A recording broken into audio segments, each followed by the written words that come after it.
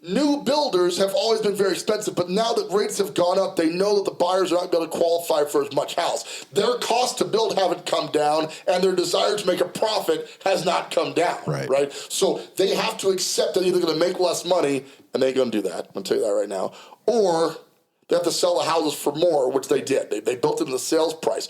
But if buyers can't qualify for these higher price homes because rates have gone up so much, what's going to happen now? Check, 1 2 1 2. Turn it up. Welcome to the Foreclosure Deals Coach podcast. The tides are turning. The time is now. Your home for the mindset, methodology, and tools needed to invest in foreclosures. Don't you dare buy a house. Buy a deal. You need to get into this right now. Yeah. And now your host, the Foreclosure Deals Coach, Donny Corum. Hello, and welcome back to the Foreclosure Deals Coach podcast. I am your host and Foreclosure Deals Coach, Donny Corum. Recording live from our downtown Colorado Springs studios with Jonathan Winston, our executive producer. What's up, Jay? Living the dream, man.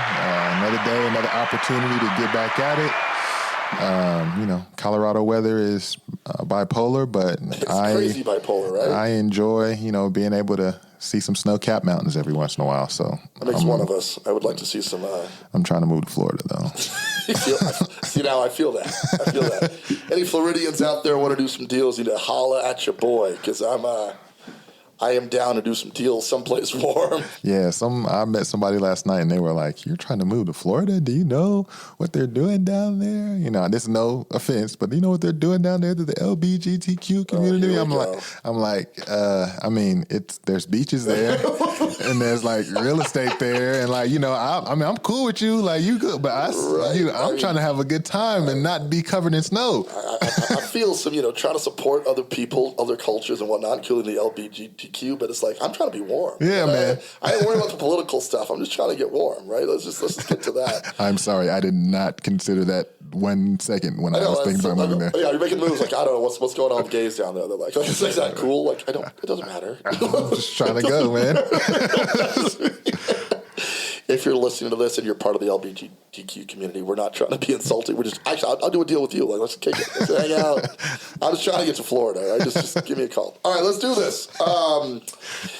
So I got an article from CNBC talking about home builders' sales expectations drop dramatically as mortgage rates soar. So the last episode we just recorded talked about how rates are up. In certain cases, 0.5% to 1%. Pretty big deal when you look at how high prices have gone up. See, when rates were stupid low and prices were lower, a rate increase was like, you got a $250,000, $300,000 house, rates go up 0.5%, no big deal, okay? But when average prices have gone up as much as they've gone up, and then you add a rate increase, it's starting to have an impact. That was last show. Today's show talks about how it's going to affect home builder sales. Now, the home builders are kind of like your new car salesman, right? Okay. You've got the new car guys who are selling that brand new Dodge Challenger SRT Hellcat edition. Ooh. And they're getting additional dealer profit like a mug right now because they got an inventory shortage, they're way overcharging. That's been home builders for years. There's always been a cool factor in America and abroad. I'll never forget my parents built a house when I was a kid, and it's just a fun process. Like if you got the time for it, it's neat to pick out your countertops and cabinets and watch it all come to life, right? Especially if you're building like a custom home out on land. If you achieve that part of the American dream, it's awesome. However, builders are starting to get worried right now because material costs have in fact gone up.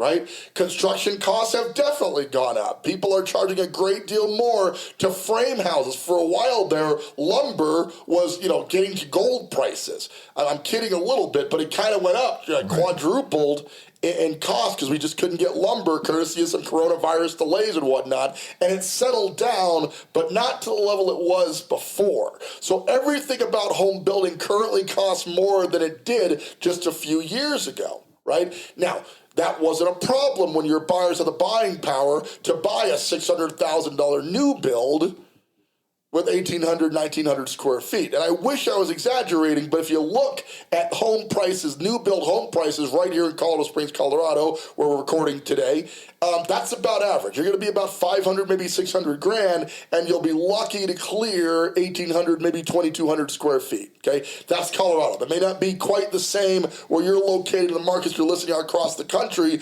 but it goes without saying a bit that there was a huge increase in new build cost, and that was translated into new build sales price a while back. Okay, that's just been built in.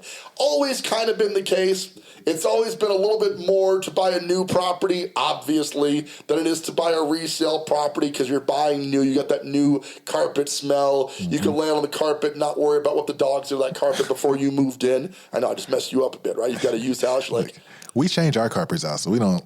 Right. If you buy one of ours, you're straight. But if you buy one of those used carpets, I'm just saying. I don't know. I'm just saying, dogs pee on your carpet. So anyway, let's get off that topic. New builders have always been very expensive, but now that rates have gone up, they know that the buyers are not going to qualify for as much house. Their costs to build haven't come down, and their desire to make a profit has not come down. Right? So they have to accept that either going to make less money, and they ain't going to do that. I'm going to tell you that right now. Or they have to sell the houses for more, which they did. They built into the sales price. But if buyers can't qualify for these higher price homes because rates have gone up so much, what's going to happen now? Well, there's going to be an attrition in building. They're going to have to build less properties. I can tell you that right here in the local Colorado Springs market, that has not yet started to take place. We are building at record-breaking pace to keep up with arguably one of the coolest places in the country to live. Sorry if you live elsewhere, Detroit. But the reality is, we're a real cool place to live. We got the mountains, we got rivers, we got lakes. We don't have an ocean to speak of, but if you're into that, we got skiing. I personally am a tropical people. I'm not into being cold for prolonged periods of time, but I understand a lot of people are, not me. We're a really cool place to live. Couple that with the military. We got a big military surrounding here. Air Force academies nearby, Peterson Air Force Base, Fort Carson is one of the largest Army installations in the country, Schriever Air Force Base, which is up until recently was the home of Space Force. Oh, man. I just like saying that. I like saying Space Force. There's a Buckley Space Force Base up in Denver, and I didn't know that, and I was about to drive over there. But I'm like, I don't know. I got kind of weirded out being so close to the Denver airport and all the creepy stuff. Well, you don't have to drive over there. You can hit your little thing on your lapel, and you can just beam yourself into Space Force now. You gonna get the lapel? They didn't send one to me yet. I'm trying to get it recruited, man. You gotta join out, right? So Space Force, Trump's big brainchild, is now taking off. Listen, I've seen some of the Space Force aircraft that are proposed. They're so far beyond the reality of ever being actually be produced right now. But if they do it, it's going to be mad cool. Okay, all this combination means Colorado Springs is a really cool place to live, and a lot of people treat their houses like their cars. Right? I ain't trying to buy a used car. I don't get that. Personally, I like somebody else to take the depreciation if there was such a thing in cars right now. Right, man, don't even talk about that. Which there is not. Right? So new homes have always been a rate, and the builders, developers here in our local market can't possibly keep up with the current demand on housing coming into the marketplace right now, okay? But they're seeing signs nationally of slowdown. They're seeing signs nationally that the cost to build is getting very high. People are not building as much. Now, again, we're the Foreclosure Deals Coach podcast, so we have to spin this to the opportunity this presents for those not looking to buy a new build, because we don't buy houses on this show. We buy deals. We're deal hunters. And generally speaking, new builds can't be deals. New cars are very rarely deals, right? When you're buying the resale equivalent of pretty much anything, you can get a better deal on it. Am I right? Mm-hmm. Okay, so let's spin this to how this benefits investors out there. If you're buying now a resale property and there's a bunch of new homes being built, you're always competing with, do I buy the new one or do I buy the resale one? Well, obviously the resale one very rarely looks as cool as the new one, right? The builders keep up with the latest trends. They're putting in the latest thermostats. They got better furnaces, better windows, yada, yada, yada, yada, okay?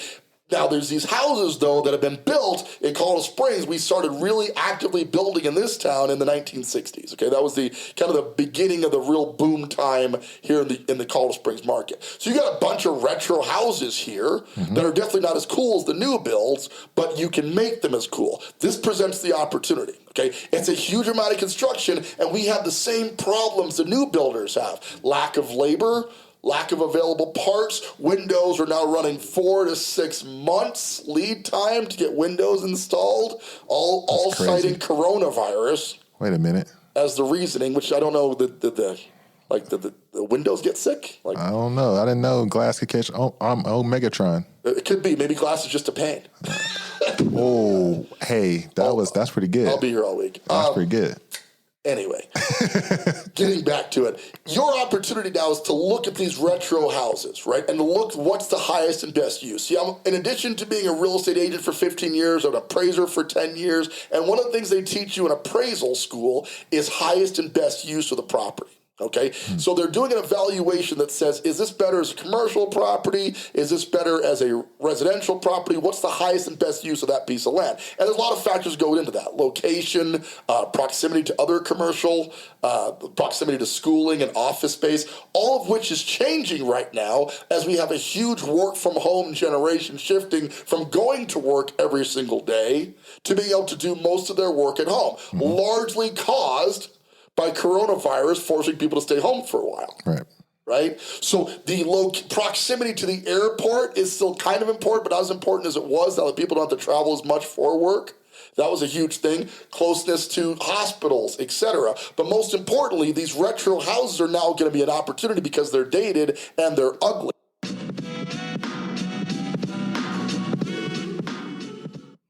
Hi, this is Donny Corum, your foreclosure deals coach. You know, one question I'm asked all the time is, how do I get started in real estate investing? Here's the thing. In order to get into the game, you got to have access to the big data that drives the real estate market. After all, you wouldn't trade stocks without a trading platform, and you shouldn't get started in investing in real estate without dealhunter.io. Dealhunter.io is an application that I use daily to find the best deals in the real estate market, to provide that information to my lending partners so I can fund those deals, to know how to fix those deals, to bring them in line with the market, and most importantly, how to sell those deals at a profit. So if you're looking to get started in real estate investing, head on out to dealhunter.io and sign up for a free 7-day trial of the PropStream application that'll separate you from other competitors of the real estate market. With that, this is Donny Corum from dealhunter.io reminding you, don't buy a house, buy a deal. You might recall that there was a time where green shag carpet was all the rage, right? And you would think, what are we pushing, 50 years later, that all that green shag carpet would have been burned by now. But I can tell you every single day, including this very week, we're buying a property that has green carpet throughout. The house itself ain't bad, but it's dated as all get out. What about the one with carpeted wood floor, or what was that? Like the carpeted walls and stuff? No, the carpeted wood floors. The one that we went in. We saw one that they put it was kind of carpet, but it was like it had a wood pattern on it. Yeah, they were trying to do wood floors, but they were carpet wood floors.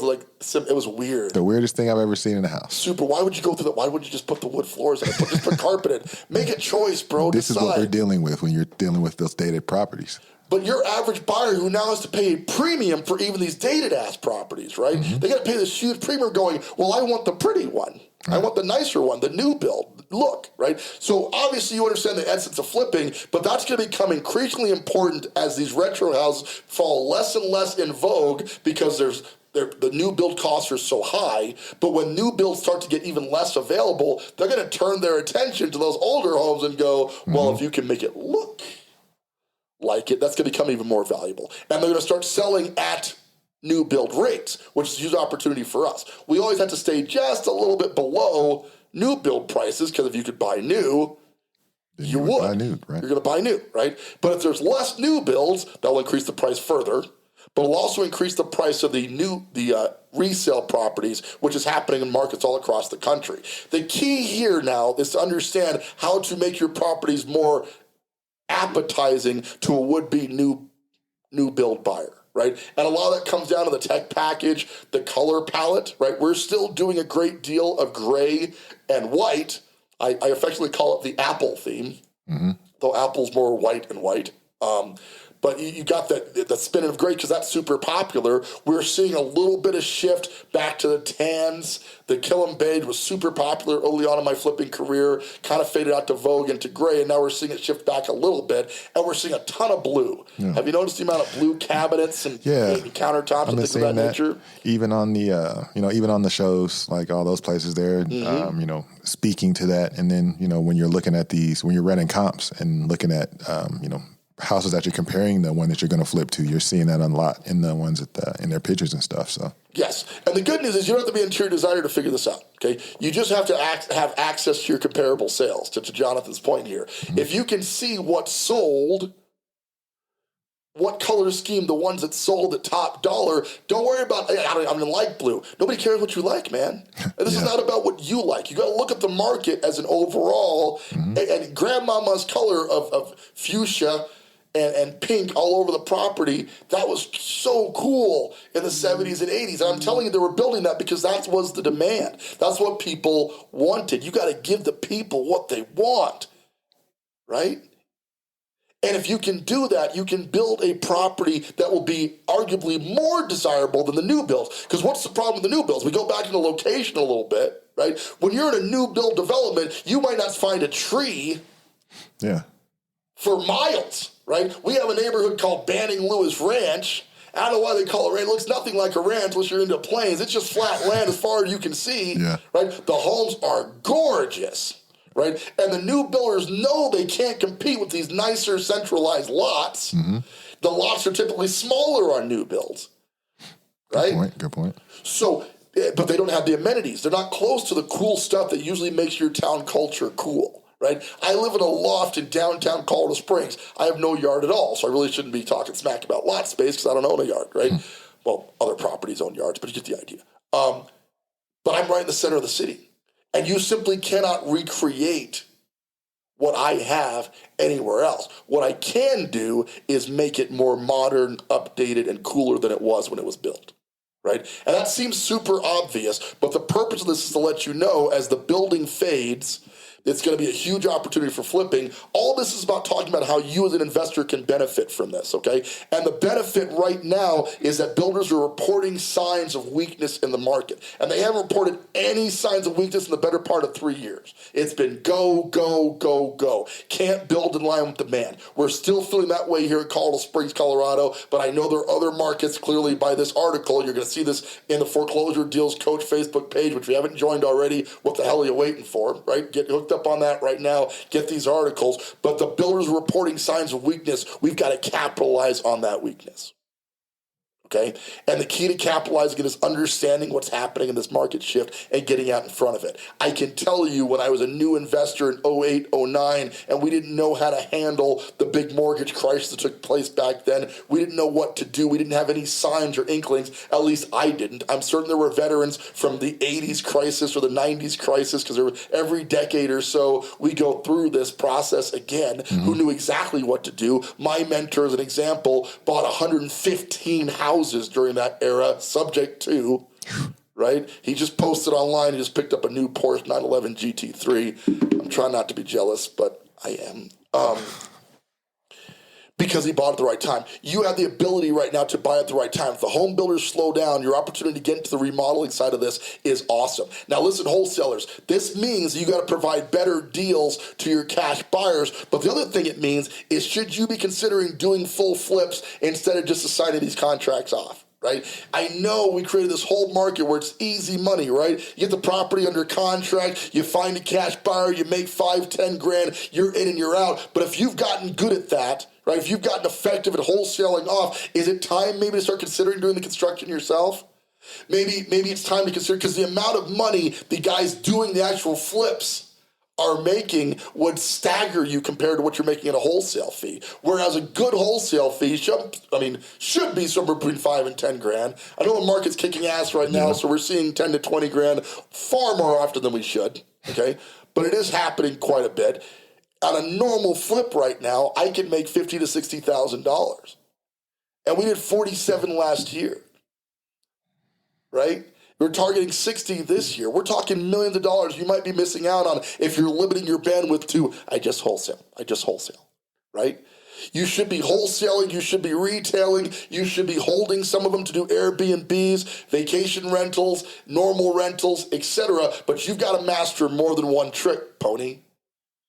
Right? Because it's changing right before our very eyes. And the home builders are giving us signs of weakness in their market. That's a huge opportunity for those of us who can pivot right now into a full flipping model.